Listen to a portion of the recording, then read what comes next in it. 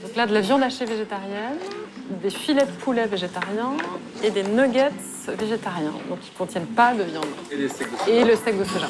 Je ne suis pas fanat de la philosophie d'avoir des produits très transformés, qui sont un peu morts, qui ne sont pas vraiment vivants, et qui gustativement vont avoir le seul intérêt que de rappeler, parce qu'il y a potentiellement des arômes, il y a des arômes qui rappellent l'arôme de la viande. Certes, pour les gens qui en consomment, c'est sûr que ça permet de diminuer la consommation de protéines animales, donc c'est effectivement bon pour la planète.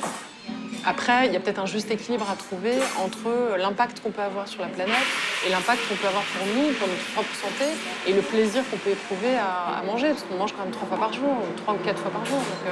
Selon elle, il faut surtout commencer par se défaire de cette obsession pour la viande, vraie ou fausse. En fait, c'est très récent dans l'histoire de l'humanité de manger des protéines animales au centre de notre assiette. Ça a une soixantaine d'années, et dans le reste et c'est très occidental. Dans le reste du monde, vous mangez essentiellement des végétaux. La vraie alternative, dit-elle, il faut la chercher dans la nature ou chez le primeur. Agathe s'approvisionne à Rungis, le célèbre marché des grossistes.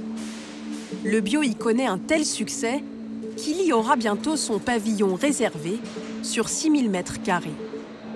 Ici, Agathe et son associé trouvent largement de quoi composer des menus 100% végétariens et assez riches en protéines.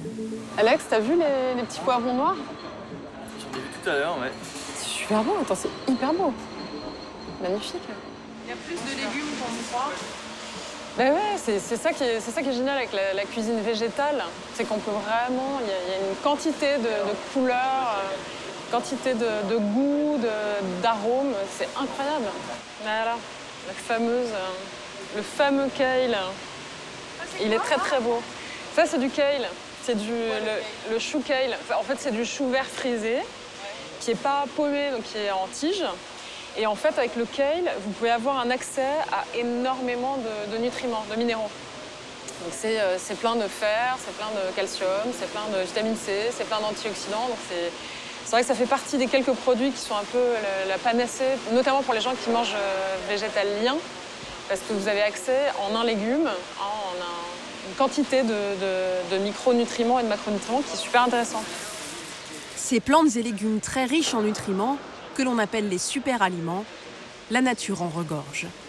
En consommer permet de se passer totalement de viande.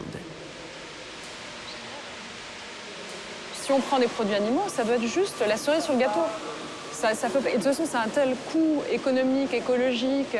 De toute façon, on ne peut pas manger de la viande au cœur de notre assiette à chaque repas. C'est pas possible. La viande, tous les types de produits d'origine animale. C'est impossible, impossible. C'est bon, quoi. Mais se passer de viande impose de choisir soigneusement ces légumes et de garder un œil sur leurs apports nutritionnels.